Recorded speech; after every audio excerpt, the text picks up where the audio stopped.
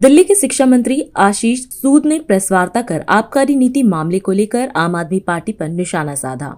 उन्होंने कहा कि दिल्ली हाई कोर्ट ने निचली अदालत के उस आदेश पर अंतरिम रोक लगा दी है जिसमें जांच से जुड़े सीबीआई अधिकारियों के खिलाफ कार्रवाई के निर्देश दिए गए थे। उन्होंने आरोप लगाया कि मामले में 170 मोबाइल फोन निष्क्रिय किए गए हैं और कई सिम कार्ड नष्ट किए गए हैं।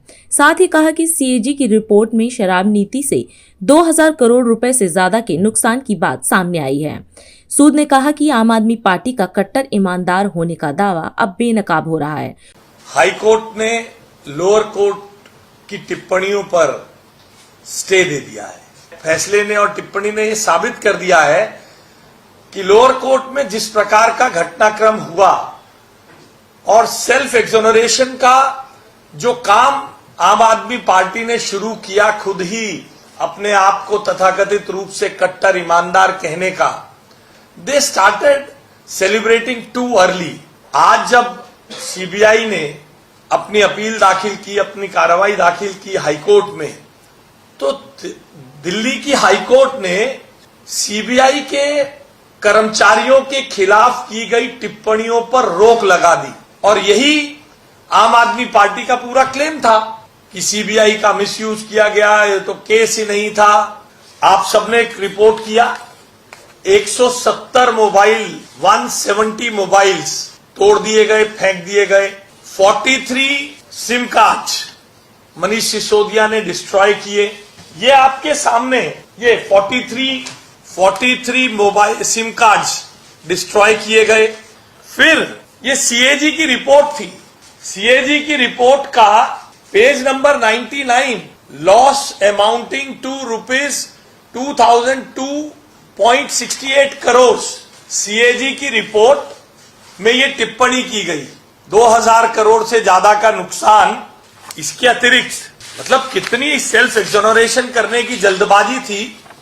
इसके अतिरिक्त मैं आप लोगों को याद दिलाना चाहता हूं और आपके माध्यम से दिल्ली की जनता को याद दिलाना चाहता हूं, पुरानी शराब नीति में एक बोतल पर की कीमत 166 रुपए थी और नई में उसकी कीमत 188 रुपए हो गई, होलसेल प्राइस। एक्साइज ड्यूटी उसमें गवर्नमेंट को मिलती थी 223 रुपए 90 पैसे, जो घटकर 1 रुपए 88 पैसे हो गई। वैट गवर्नमेंट को 106 रुपए मिलता था, जो घटकर 1 रुपए 90 पैसे हो गया। रिटेलर मार्जिन ओल्ड पॉलिसी में बोतल पर रिटेलर को बेचने वाले को 33 रुपए 35 पैसे मिलते थे, नई नीति में 363 रुपए 27 पैसे मिलते थे। पुरानी नीति में सरकार को 329 रुपए 90 पैसे एक बोतल पर कमाई आती थी और नई पॉलिसी में 8 रुपए 32 पैसे की कमाई आती थी।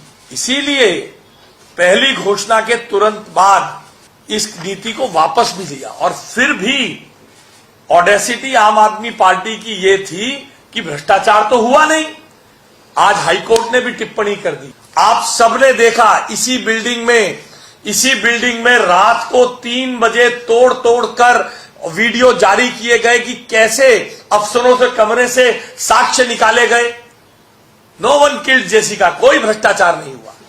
आज हाईकोर्ट ने ये बता दिया है, आज हाईकोर्ट ने ये साबित कर दिया है कि ये आम आदमी नहीं, ये खास घोटालेबाज है। उनको थर्ड एम्पायर रिव्यू हाईकोर्ट ने आज एक तरीके से बिठा दिया। उन सब कर्मचारियों के खिलाफ कई टिप्पणियों पर रोक लगा दी।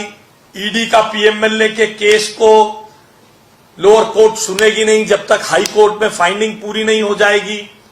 ये अपने आप में इस देश के कानून की प्रक्रिया की बहाली आम आदमी पार्टी के सामने हुई है।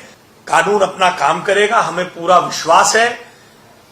न्यायिक एजेंसीज ने, जितनी भी एजेंसी इस घोटाले का जांच कर रही हैं, उन्होंने सैकड़ों लोगों से बात की है, अप्रूवर्स के साथ बात की है। बिना उनको कटघरे में खड़ा किए गए जिस प्रकार की टिप्पणियां की गई थी और आम आदमी पार्टी खुद को कट्टर ईमानदार कहने का, सिर्फ अरविंद केजरीवाल जी ने अपने भ्रष्टाचार को छुपाने के लिए, अपनी आगाध राजनीतिक महत्वाकांक्षा के लिए लोअर कोर्ट की इस टिप्पणी को आदरणीय प्रधानमंत्री जी और आदरणीय गृह मंत्री जी के खिलाफ इस्तेमाल करने का काम किया। और आज हाई कोर्ट की सुनवाई के बाद खास घोटालेबाजों का असली चेहरा दिल्ली की जनता के सामने आ गया है। आज हम इस कार्यक्रम में आपसे विदा लेते हैं। आप अन्य खबरों के लिए बने रहे। राष्ट्र सर्वप्रथम, वंदे मातरम, जाग उठा है भारत। राष्ट्र सर्वप्रथम